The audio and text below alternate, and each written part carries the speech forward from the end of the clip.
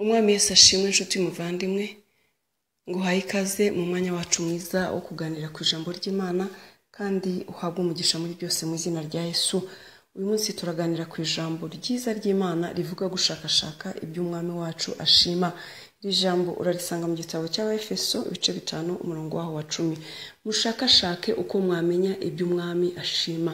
Ndagukangurira iminsi yose mu buzima bwawe kandi mu byo ukora byose gushaka iby'umwami wawe ashima. Ujye wibuka ko imbaraga zo kugira icyo ukora, ubwenge bwo kugira icyo ukora n'ubushobozi bwo kugira icyo ukora ubuhabwa n'umwami wawe ukubera amaso, akakurwanirira, akakurengera, akagutabara mu ntambaro uzi n'izo utazi. Burya umwami wawe arakurwanirira. Ibikurwanya ni byinshi cyane, ariko kuba uriho uri amahoro uri muzima nuko umwami wawe aba yakubereye maso. Umwami ugukunda, umwami ukwitaho, umwami utanga icyo ari cyo cyose bisaba kugira ngo akurengere. Haleluya! Uwo mwami wamunganye iki inshuti yanjye? Jya ushakashaka iminsi yose kumenya ibyo ashaka n'ibyo ashima aba ari byo ukora mu kazi kawe, mu buzima bwawe bwa buri munsi. Jya ugerageza gukora ibimuhesha icyubahiro, ujye ukiranuka, jya ukora ibyo ashima, nibwo azajya guha umugisha umunsi ku wundi. Urabizi iyo umuntu afite inshuti ahora akora ibishoboka byose kugira ngo anezeze inshuti ye.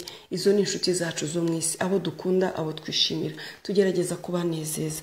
Byagenda bite inshuti yanjye ku mwami wawe, umwami wawe, umuremyi wawe, inshuti yawe wakuremye akagukunda, ukurwanirira, akakurengera, akaba akubereye maso, akaba akubeshejeho, akaba aguhaye ubuzima.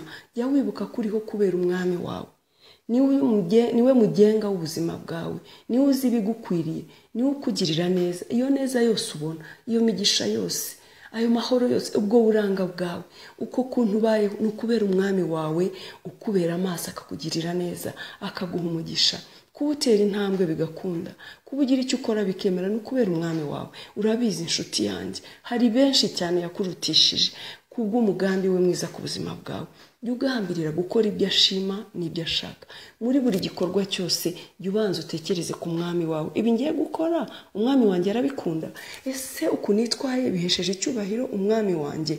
Muri make ni uguhora ushakashaka. Ntabwo wakora neza none ngo ube urarangije. Ujye uhora ushakashaka, ujye uhora uhanga udushya dutuma umwami wawe anezerwa. Nk'uko uhora ushakashaka ibigutunga, ibikubeshaho, ibiguhesha umugisha, rushirizaho igihe cyose gushakashaka iby'umwami wawe ashima. Wandikishe kugira ngo uzabone ingororano. Kandi ujye wibuka ko hano ku isi turi abahisi, turi abagenzi. Igihe kizagera buri muntu yimurikiriye imirimo yakoze imbere y'umwami we. Ese uriho urandikisha inshuti yanjye? Uriho urakora ibihesha icyubahiro umwami wawe? Uriho urashakashaka cyangwa warabirambitse uriho urashaka iby'ubuzima bwawe bwaha ku isi? Jya wibuka ko ibyo dufite tuzabisiga hano. Ubishake kuko urabikeneye, ariko ntibigutwara umwanya wo gushaka iby'umwami wawe ashima, kandi jya umuhesha icyubahiro muri byose kugira ngo uzabone ingororano. Haleluya!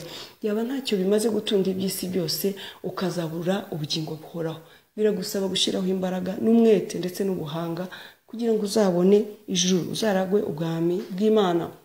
Shakashaka rero ni uguhora ushakashaka, ugatekereza, bigutwara umwanya, ubigenere gahunda, ubitekereze, ubyigeho kugira ngo uhimbaze umwami wawe, bityo nawe akubare mu ntore ze zikiranuka. Ntabwo wabyishoboza rero, tubishobozwa na Kristo uduha imbaraga. Si amashuri wize azagushoboza, si ubuhanga bwawe, si n'ubutunzi.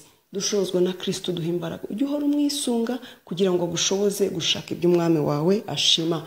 Imana y'amahoro iguhe umugisha. Nitwa Kayitesi Matilda. Uyu munsi nari nifuje kuganira nawe kuri iryo jambo, kandi Uwiteka agushyigikire muri byose mu izina rya Yesu. Amen.